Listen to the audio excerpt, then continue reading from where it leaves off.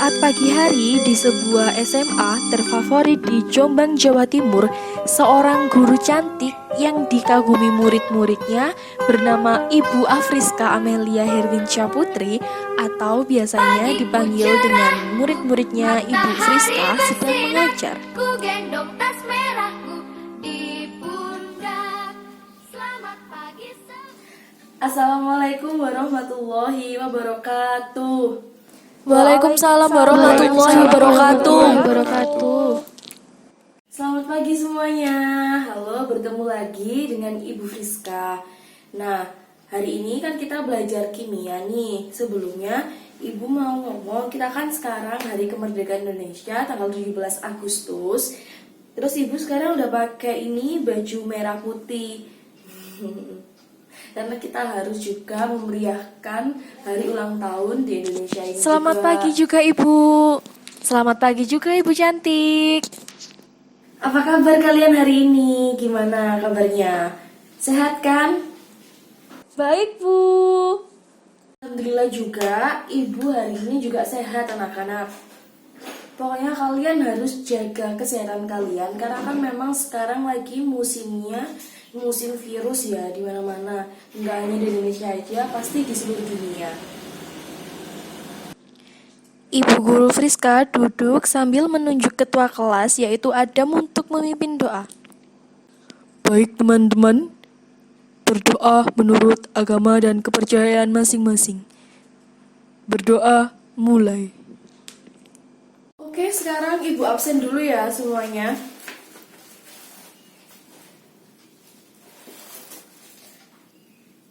Sambil kita absen, silahkan kalian buka buku paket kimia halaman 30.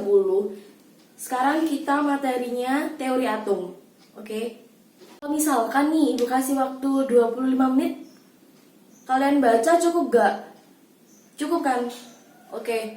Sekarang Ibu kasih waktu 25 menit, silahkan kalian baca buku paket halaman 30 kalian. Kan waktunya 30 menit, nanti setelah kalian baca, kita bahas bareng-bareng, kita bahas bersama, biar kita juga nanti sama tahunya. Pokoknya diskusi kali ini kita sharing-sharing aja. Dan nanti Ibu akan buat kelompok untuk kalian diskusi juga. Oke, nah waktunya kan udah habis nih, udah 25 menit. Sekarang Ibu akan menjelaskan mengenai atom Dalton.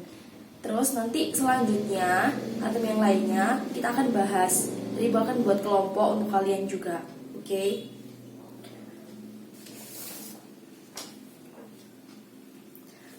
Kalian tahu kan kalau atom itu merupakan unsur yang paling kecil dan dia itu nggak bisa dipisahkan lagi.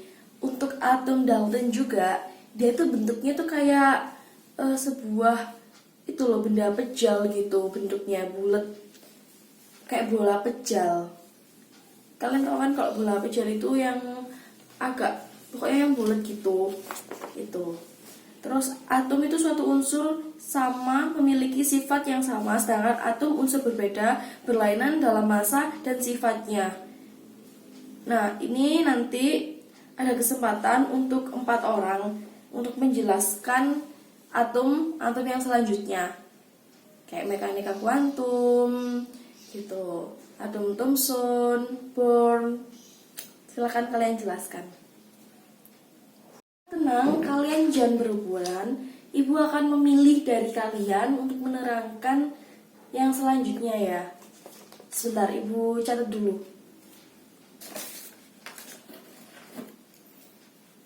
Oke, jangan berebutan. Ibu akan memilih Safa, kamu menerangkan teori atom Thomson aja. Terus yang kedua, Shandiva, kamu terangkan Rutherford. Faza, kamu terangkan yang teori atom Bohr. Terus yang terakhir, Indri, kamu ya yang menerangkan mekanika kuantum. Baik Bu, terima kasih. Oke, di sini saya Safa mau menjelaskan tentang teori atom J.J. Thomson. Atom terdiri dari materi bermuatan positif dan di dalamnya tersebar elektron bagaikan kismis dalam roti kismis. Model atom Thomson yaitu terdiri dari materi yang bermuatan positif dan di dalamnya tersebar elektron seperti kismis dalam roti kismis. Atom bersifat netral yaitu muatan positif dan muatan negatif jumlahnya sama. Terima kasih, Bu. Kedua, Shandiva, silahkan. Terima kasih, Bu Friska. Saya Sandiva mau menjelaskan mengenai teori atom Ernest Rutherford. Atom tersusun dari inti atom yang bermuatan positif, elektron-elektron yang bermuatan negatif dan mengelilingi inti. Semua proton terkumpul dari dalam inti atom dan menyebabkan inti atom bermuatan positif. Sebagian besar ruangan dalam atom merupakan ruangan kosong atau hampa. Jumlah muatan inti sama dengan jumlah muatan elektron sehingga atom bersifat netral, Bu. Ayo Mas Fajar, setelah Shandiva kamu, silahkan. Saya akan menerangkan teori atom Bohr. Teori atom Niels Bohr. Atom terdiri dari inti yang bermuatan positif dan di sekitarnya beredar elektron yang bermuatan negatif. B. Elektron beredar mengelilingi inti atom pada orbit tertentu yang dikenal sebagai keadaan gerakan yang stasioner atau tetap, yang selanjutnya disebut dengan tingkat energi utama atau kulit elektron yang dinyatakan dengan bilangan kuantum utama yaitu N. C. Elektron dapat berpindah dari satu lintasan ke yang lain dengan menyerap atau memancarkan energi sehingga energi elektron atom itu tidak akan berkurang. Jika berpindah lintasan ke lintasan yang lebih tinggi, maka elektron akan menyerap energi. Jika beralih ke lintasan yang lebih rendah, maka akan memancarkan energi. Akhir, silakan Mbak Indri, kamu yang menjelaskan tentang mekanika kuantum. Ayo. Makasih, Bu. Di sini saya akan menjelaskan yang terakhir, yaitu mengenai teori atom mekanik kuantum. Didasarkan pada dualisme sifat elektron, yaitu sebagai gelombang dan sebagai partikel. Menurut de Broglie, cahaya dapat berperilaku sebagai materi dan berperilaku sebagai gelombang, atau dikenal dengan istilah dualisme gelombang partikel, Bu. Menurut Heisenberg, tidak mungkin menentukan kecepatan dan posisi elektron secara bersamaan, tetapi yang dapat ditentukan hanyalah kebolehjadian menemukan elektron pada jarak tertentu dari inti. Erwin Schrödinger mengajukan teori yang disebut teori atom mekanik kuantum. Kedudukan elektron dalam atom ini dapat ditentukan dengan pasti. Yang dapat ditentukan adalah kemungkinan menemukan elektron sebagai fungsi jarak dari inti atom, Ibu.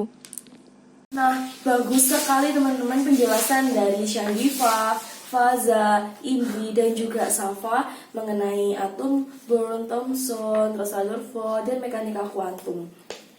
Dan Ibu akan memberikan nilai plus untuk kalian semuanya. Yeay. Yeay, alhamdulillah kita dapat nilai tambahan. Lalu, di setiap kayak teori, pasti kan ada kelemahan sama kelebihan. Kita juga sama, anak-anak kayak Ibu juga kan punya kelemahan kelebihan. Kalian juga pasti punya kelemahan dan kelebihan, gitu. Jadi teori ini juga punya loh kelemahan sama kelebihan. Nanti ini Ibu akan bagi kalian kelompok. Nanti kalian bisa diskusi. Mau minta berapa? Satu kelompoknya. Nah, satu kelompoknya nanti 6 orang aja ya. Kita kan butuh 5 kelompok. 5 kelompok untuk jelasin tentang teori atom tadi, kan ada 5 teorinya. Terus nanti ini kan di kelas ada 30 orang. Jadi kita bagi satu kelompoknya itu ada 6 orang. Oke? Kelompoknya sistemnya milih sendiri atau kalian misalnya mau sama kelompok yang mana atau mau Ibu pilihkan, terserah kalian enaknya gimana. Biar adilnya aja kita ngambil jalan tengah-tengahnya. Ini dipilihkan aja, Bu. Teman-teman setuju dipilihkan aja. Oke, gini aja. Ibu bagi aja ya. Absen 1 sampai 6 dan selanjutnya. Absen 1 sampai 6, 7 sampai 12, 13 sampai 18, 19 sampai 24, 25 sampai 30. Oke? Silahkan kalian berkelompok, terus nanti kalian berdiskusi mengenai kelemahan dan kelebihan dari masing-masing tadi. Ibu beri waktu 15 menit cukup kan untuk diskusi, setelah itu nanti bisa dibacakan ke depan. Ya, Bu. Maaf, Bu. Dani ngegame. Nih, kenapa kamu malah ngegame aja? Sementara waktu sebagai hukuman, HP-nya Ibu sita. Dan untuk yang lainnya, silakan dilanjutkan diskusi kalian. 15 menit sudah berlalu, saatnya perwakilan setiap kelompok maju untuk membacakan hasil diskusinya. Karena waktunya udah habis 15 menit, silahkan untuk perwakilan kelompok kalian bisa menerangkan mengenai hasil diskusi dari kelompok kalian. Perkenalkan teman-teman, saya Anggi dari kelompok 1, yaitu dengan anggota Anggi, Ana, Adam, Aisyah, Ayi, dan Nina.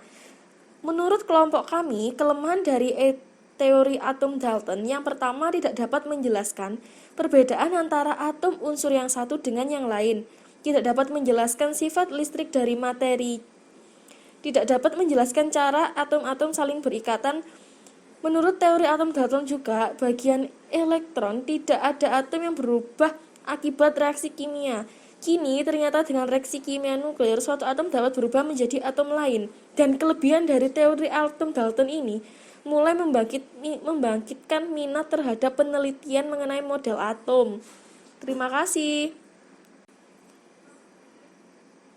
Perkenalkan, saya Nindi dari kelompok 2 dengan anggota kelompok Rizka, Nindi, Faza, Safa, dan Retno. Menurut kelompok kami, kalau kelemahannya atom Thomson itu tidak dapat menjelaskan susunan muatan positif dan negatif dalam bola atom tersebut. Kalau kelebihannya itu dapat menerangkan adanya partikel yang lebih kecil dari atom yang disebut partikel subatomik dan dapat menerangkan sifat listrik atom. Saya perwakilan dari kelompok 3, Fahri, dengan anggota kelompok Iva, Diva, Rafifa, Fahri, Ipe, dan Santi. Menurut kelompok kami, kelemahan teori Rutherford tidak dapat menjelaskan mengapa elektron tidak jatuh ke dalam inti atom. Berdasarkan teori fisika, gerakan elektron mengelilingi inti ini disertai pemancaran energi sehingga lama-kelamaan energi elektron akan berkurang. Dan lintasannya makin lama akan mendekati inti dan jatuh ke dalam inti. Kalau kelebihannya dari teori Rutherford, yaitu mengemukakan keberadaan inti atom dan dapat menerangkan fenomena penghampuran sinar alfa oleh lempeng tipis emas. Saya Bu Lucy dari kelompok 4, anggota Angger, Andi, Dani, Lucy, dan Fern, dan juga Datul. Kalau menurut kelompok kami, Bu, kelemahan dari teori atom Niels Bohr itu terjadi penyimpangan untuk atom yang lebih besar daripada hidrogen, tidak dapat menerangkan efek Zeeman, yaitu spektrum atom yang lebih rumit bila atom ditempatkan pada medan magnet. Kalau kelebihannya itu mengaplikasikan teori kuantum untuk menjawab kesulitan dalam model atom Rutherford, Bu. Alhamdulillah, saya kelompok terakhir, Bu.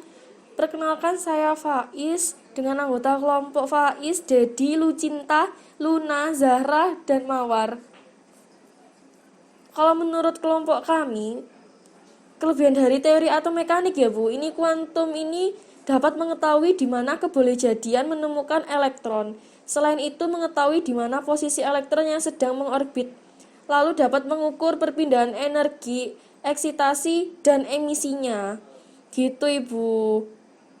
Sedangkan kalau kelemahannya itu persamaan gelombang Schrödingernya hanya dapat diterapkan secara eksak untuk partikel dalam kotak dan atom dengan elektron tunggal, Bu. Alhamdulillah, karena ini kan setiap perwakilan kelompok udah maju ke depan dan udah nerangin ke kita semuanya. Karena memang materi pagi hari ini tuh lumayan mudah ya. Kan ini mengenai teori aja, belum masuk kayak ke hitung-hitungan gitu, kayak awal di kimia lah istilahnya. Terus apa yang ditanyakan dari kalian? Gak apa-apa, tanya aja. Berbeda kalian gak paham, Bu, saya mau bertanya.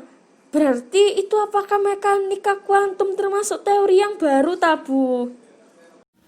bener banget Nina. Memang mekanika kuantum ini merupakan teori yang baru dan ini teori yang kemarin itu yang terakhir. kan ada 4 yang sebelumnya, yaitu ada punyanya Dalton, Thomson, terus Rutherford, terus dan teori atom Bohr gitu. Dan mekanika kuantum ini memiliki orbital itu SPDF yang nantinya kita akan bahas di pertemuan selanjutnya, karena hari ini Ibu ingin memfokuskan mengenai teori atom aja ke kalian semua gitu. Minggu depan kita bahas ya, jangan lupa. Oh, jadi gitu ya Bu ya. Makasih Bu, jadi saya udah paham. Nah, yang lainnya adanya kan tanya aja nggak apa-apa. Mungkin Shandifa, Safa atau yang lainnya. Alhamdulillah kalau gitu, dan Ibu di sini akan menegaskan lagi untuk materi pagi hari ini, yaitu teori atom double merupakan bagian terkecil dari unsur yang nggak bisa dibagi lagi. Model atom Dalton ini seperti bola pejal yang tadi Ibu udah jelaskan di awal, yang sangat kecil. Kalau atom Thomson ini atom terdiri dari materi bermuatan positif dan di dalamnya tersebar elektron bagaikan kayak kismis dalam roti kismis gitu. Kalian tahu roti kismis yang rasanya itu agak kecut-kecut gitu. Nah, kalau untuk teori Rutherford, itu atom tersusun dari inti atom yang bermuatan positif, elektron-elektron yang bermuatan negatif dan mengelilingi pada intinya. Kalau teori atom Bohr itu terdiri dari inti yang bermuatan positif dan di sekitarnya beredar elektron-elektron yang bermuatan negatif. Dan yang terakhir, yaitu yang teori baru itu dari mekanika kuantum, didasarkan pada dualisme sifat elektron, yaitu sebagai gelombang dan sebagai partikel. Di 5 teori ini yang tadi udah kalian jelaskan memiliki kelemahan dan juga kelebihan. Karena memang alhamdulillahnya materi pagi hari ini sangat mudah, jadi Ibu mencukupkan untuk pelajaran pagi hari ini ya. Dan Ibu kasih tugas, silahkan buka halaman 35 yang akan kita bahas pada minggu depan. Oke? Kalau tugasnya dikerjakan di buku tugas ya Bu ya, kan ada 2 buku tugas sama catatan. Ya, jangan lupa dikerjakan di buku tugas. Kan kalian kan punya 2 buku nih. Ada buku catatan sama buku tugas. Kalian kerjakan di buku tugas ya. Soalnya nanti di buku catatan setiap minggunya Ibu akan mau koreksi kalian itu nulis atau enggak. Dan buku tugas nanti itu khusus untuk tugas-tugas aja. Dibedakan, jangan dicampur. Pokoknya Ibu lihat kalian rajin atau enggak itu bisa dilihat lah dari buku catatan kalian masing-masing. Ibu akhiri dulu. Terima kasih. Semoga ilmu hari ini bisa kalian terima, bisa menjadi barokah, bisa kalian serap juga. Mohon maaf kalau hari ini Ibu ada salah. Dan untuk Dani, HP-nya masih Ibu tahan dulu ya. Nanti pulang sekolah, kamu temui Ibu. Dan untuk yang lainnya, jangan sampai ditiru ya Dani. Soalnya memang dia ngegame saat pelajaran. Nanti ilmunya nggak bisa barokah loh kalau kalian nggak bisa dengerin Ibu dengan baik. Bukan Ibu aja, mungkin dari guru yang lainnya juga. Jangan kayak gitu. Oke? Wassalamualaikum warahmatullahi wabarakatuh. Selamat melanjutkan pelajaran selanjutnya.